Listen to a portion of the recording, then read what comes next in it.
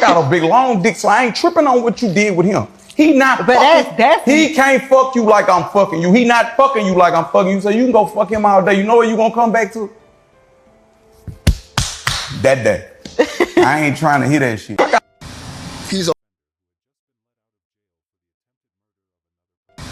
He's a monster. That's what he is, a monster. Tonight, a family is coming to grips with the fact that a young mother is gone. I'm Erica Bryant. I'm Evan Donovan, in tonight for Scott Wickersham. New at 5, what happened in the days before that missing woman's body was discovered behind a West Charlotte church? December 11th, 2025, Charlotte, North Carolina. Police make a discovery that would send shockwaves through the community. Behind an abandoned church on Sanders Avenue, officers found a gray-blue 2004 Honda Accord. Inside the front passenger seat, 31-year-old Frezja Baker. Unresponsive. She was pronounced dead at the scene at 9:35 in the morning. But here's what makes this story even more tragic. Frezja had been missing for 7 days. 7 days where her family searched desperately. 7 days where they asked the same question over and over. Where is she? And now they had their answer. But it wasn't the one they prayed for. The search continues for Frezja Baker, who's been missing since Thursday. I'm here with friends and family who continue to search for her and are also passing out flyers. Just what are some of the things you want people to know right now? I want everyone to know today at 5:30 here at 1121 Bettisford Road, we will be handing out flyers. Anybody welcome to come and get them. We need them everywhere. We need all hands on deck. We need all boots on the ground. We need everyone help to find her. So please come get some flyers so you can post it on whatever side of town that you stay on. Please help. Your job, anywhere. Facebook, everywhere. Let me take you back to where this all started. December 4th, 2025. It was a Thursday. For Frezja Baker, it seemed like an ordinary day. She had a 2-year-old son, a little boy who meant everything to her. That afternoon, she took him to a dentist appointment. Afterward, she dropped him off with his grandparents. Just a routine drop-off. The kind of thing parents do every day. Around 10 p.m. that night, Frezja called her brother. She told him she was on her way home. Said she was about an hour away. Her brother waited and waited, but Frezja never showed up. By December 5th, her phone was going straight to voicemail. No texts, no calls, nothing. Her family knew something was wrong. This wasn't like Frezja. She was a mother, a responsible mother. She didn't just disappear. She didn't go days without checking on her son. On December 6th, her family officially reported her missing to Charlotte-Mecklenburg police. Officers began searching for that gray-blue Honda Accord with temporary South Carolina plates. But there were no leads, no sightings. It was like Frezja and her car had vanished. Her mother, who asked to remain anonymous, spoke to local news. Her voice breaking, she said, "I just want my baby home. I just want her home in good health. That's all." But as the days passed, December 7th, 8th, 9th, 10th, hope started to fade. Then came December 11th. Officers received information about a vehicle behind a church in the Washington Heights area. Sanders Avenue, right off Beatty's Ford Road and Brookshire Freeway. It's not a busy area. The church had been abandoned. And there, hidden from plain sight, was Frezja's Honda. What police found inside changed everything. Frezja was in the front passenger seat. She had head trauma, and she'd been shot in the head. She was wearing the same clothes she had on the last night anyone saw her alive. This was now a homicide investigation, and investigators already had a suspect in mind. His name was Lorenzo Thomas Inman Jr.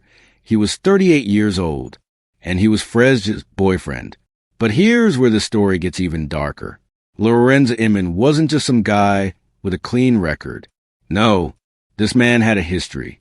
A violent history that should have kept him behind bars. Let me tell you about Lorenzo Inman. In April 2017, Inman followed a man named Sharif Pope to a Charlotte shopping center. He shot Pope in the chest. Then, and this is important, Inman stood over him and fired several more rounds. He was trying to kill this man.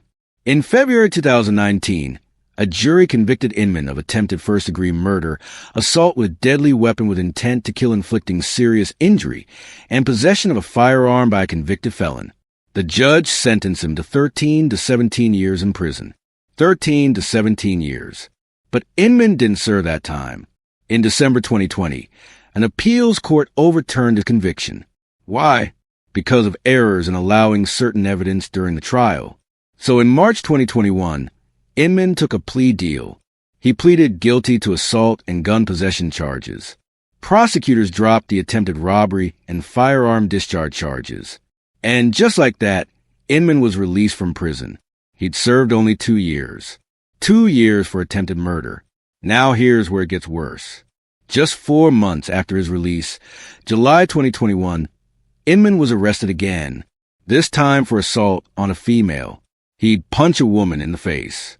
But the victim later said it was a misunderstanding, and the charges were dropped.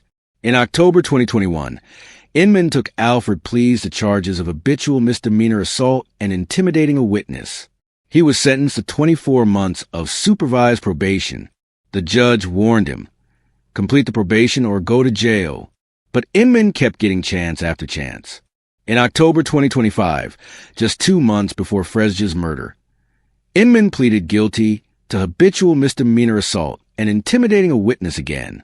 A judge suspended an 11 to 23-month prison sentence, giving him 24 months of supervised probation instead. He was supposed to attend a domestic violence intervention program. Instead, on December 4th, 2025, Frezja Baker disappeared. Now, let's talk about what investigators found. They pulled surveillance footage from a mobile gas station on LaSalle Street. It was from the night of December 4th, the last night anyone saw Frezja alive. The video showed Frezja and Inman together, but it also showed something disturbing. Inman was assaulting her, right there in the gas station. He put his hand on the back of her head and neck. He pushed her. He shoved her. He threw an object that struck her. Then the two of them left together in Frezja's car.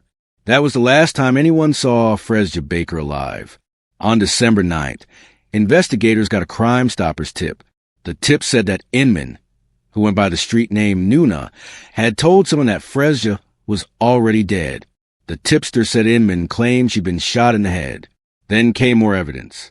Inman's probation officer received a call, and what the probation officer heard was chilling. According to court documents, Inman told the probation officer, "Y'all looking for Frezja Baker, and that girl is dead. Don't know where her body is at, but her car is parked somewhere near my house." Inman went on to say that they got into an argument. The gun went off, and she was shot in the head. A witness later came forward and told detectives the same thing. The witness said Inman admitted to killing Frezja. And here's the key detail. The witness described the crime scene in a way that only someone with first-hand knowledge would know. On December 11th, police found Frezja's body. And the next day, December 12th, they arrested Lorenza Inman in Maxton, North Carolina. That's about 100 miles southeast of Charlotte, near Fayetteville. Inman was charged with murder, assault on a female, and misdemeanor domestic violence. But here's the question that Frezja's family and the entire Charlotte community is asking. How was this man free? How was someone with a history of attempted murder, multiple assaults, and witness intimidation allowed to walk the streets? How was he given probation instead of prison time? And how many chances does one violent offender get before someone says, "Enough"? Before we continue, I want to hear from you. Do you think the justice system failed Frezja Baker? And where are you watching from?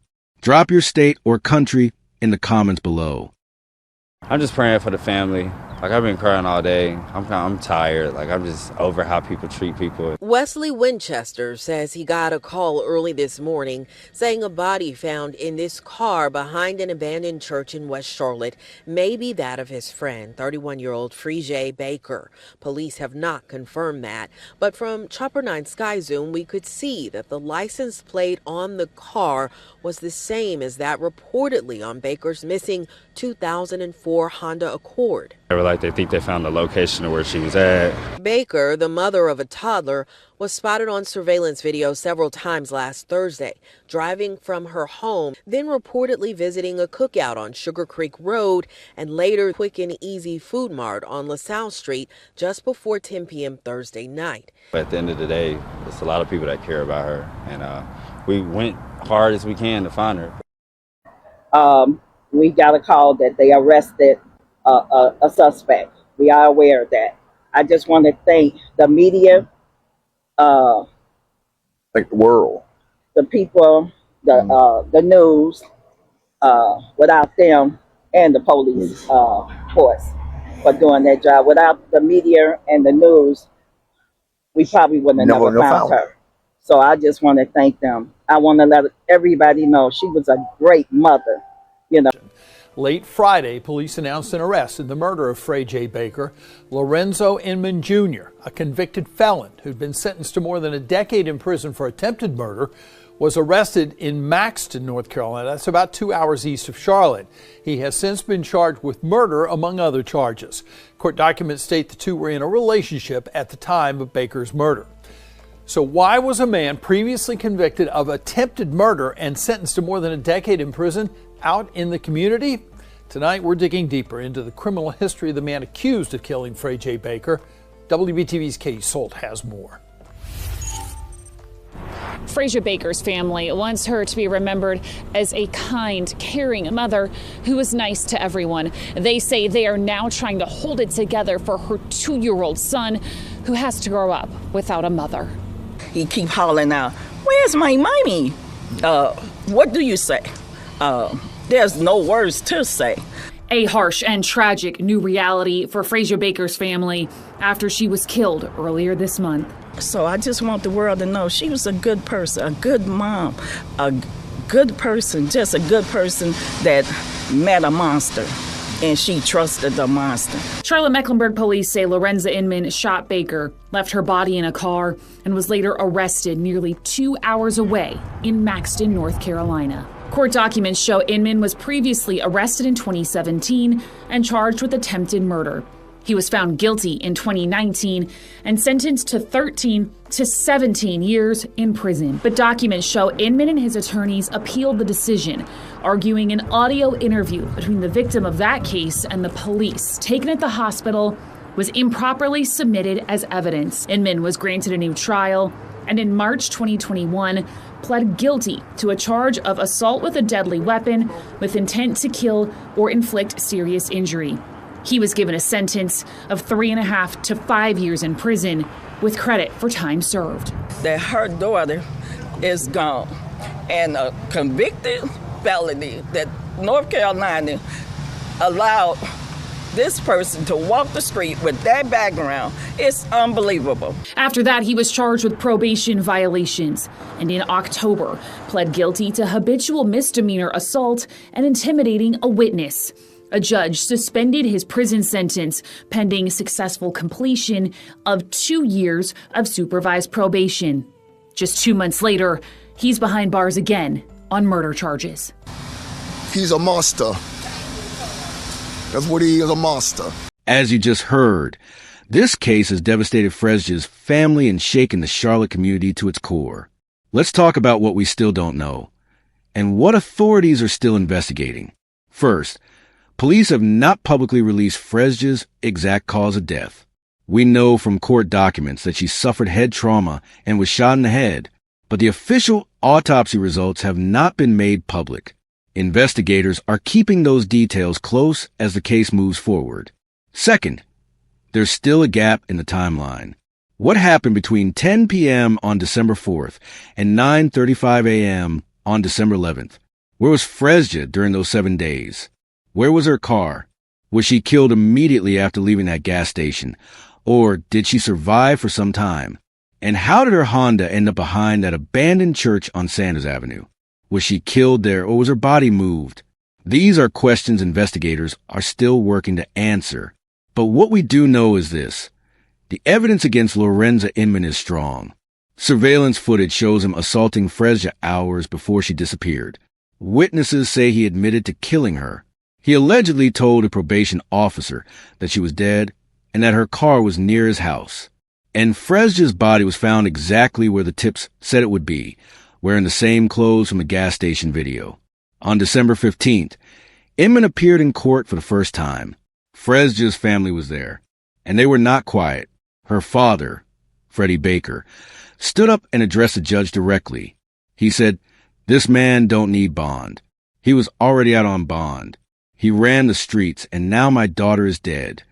Her aunt, Yvette Swanson, called Inman a monster. She said she was a good person, a good mom, a good person who met a monster and trusted a monster.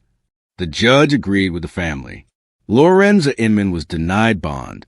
He remains in Mecklenburg County Jail, and his next court date is set for January 2nd.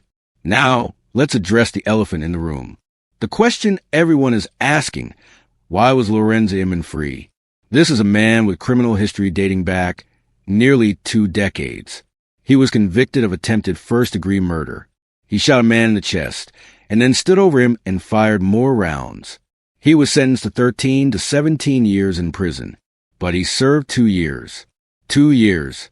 His conviction was overturned on appeal because of trial errors. He took a plea deal and walked out of prison in March 2021. 4 months later, he was arrested for assaulting a woman. The charges were dropped. In October 2021, he pleaded guilty to habitual misdemeanor assault and intimidating a witness. He was given probation. In October 2025, just 2 months before Frezja's murder, he pleaded guilty again to habitual misdemeanor assault and intimidating a witness. And once again, a judge suspended his prison sentence and gave him probation. Probation for a man who tried to kill someone, for a man who repeatedly assaulted women, for a man who threatened witnesses from jail. And now Frezja Baker is dead. Her aunt, Yvette Swanson, said it best: North Carolina allowed this person to walk the street with that background. It's unbelievable. It is unbelievable. And it's unacceptable. This isn't just about one case. This is a pattern we see over and over again. Repeat offenders, reduced sentences, plea deals, probation, second chances, third chances, fourth chances, and then another victim. Frezja's family is asking the right questions. Who made the decision to give Inman probation instead of prison time? Who decided that a man with a history of violence deserved leniency? And how many more people have to die before we take violent crime seriously? Frezja was a mother, a daughter, an aunt, a woman who, according to her family, was kind to everyone, a woman who believed in seeing the good in people, a woman who trusted, and that trust was betrayed in the worst possible way. Her last act before she disappeared? Dropping her 2-year-old son off with his grandparents, keeping him safe. Being a mother, that little boy is now without his mother. Frezja's aunt Yvette Swanson said the boy keeps crying out, "Where's my mommy? Where's my mommy?" There are no words to explain to a 2-year-old that his mommy isn't coming home. So the family just holds him. He'll grow up with questions. He'll grow up with pain. He'll grow up with a hole in his life that can never be filled. And for what? Because the justice system failed his mother. Because a violent man was given chance after chance. Because someone decided that Lorenza Inman's freedom was more important than public safety. Frezja's family has set up a GoFundMe to help support her son. They're trying to pick up the pieces. They're trying to be strong for this little boy who just lost everything. But they're also demanding answers. They're demanding accountability. They're demanding justice. And they're asking, why did this happen? How was this allowed to happen? Those are questions we should all be asking. Lorenza Inman sits in Mecklenburg County Jail tonight, held without bond. He's facing first-degree murder charges. He'll go to trial, and if convicted, he'll likely spend the rest of his life in prison. But that won't bring Frezja back. It won't give her son his mother. It won't undo the pain her family is feeling. This case should make us angry. It should make us demand better. Better from our justice system. Better protection for victims. Better consequences for abusers. Better screening before violent offenders are released. Better enforcement of probation conditions. better support for survivors of domestic violence. Because here's the reality. Frezja Baker should be alive today. She should be watching her son grow up. She should be celebrating holidays with her family. She should have a future. But she doesn't, because the system failed her. And if we don't demand change, there will be more Frezjas, more families grieving, more children growing up without parents, more preventable tragedies. So here's what I want you to do. If this story moved you, if it made you angry, if it broke your heart, hit that like button. Subscribe to this channel so you can stay updated as this case goes to trial. Share this video. Frezja's story deserves to be heard. Drop a comment below. Tell me, what do you think should happen to Lorenza Inman? What needs to change in our justice system? How do we prevent the next tragedy? We'll keep following this case. We'll be here with updates as Inman goes to trial. We'll be here to make sure Frezja Baker isn't forgotten. Until then, look out for each other. If you see something, say something. If someone you know is in danger, help them. Don't stay silent. Stay safe out there. And remember, Frezja Matisse Baker, a mother, a daughter, a life that mattered.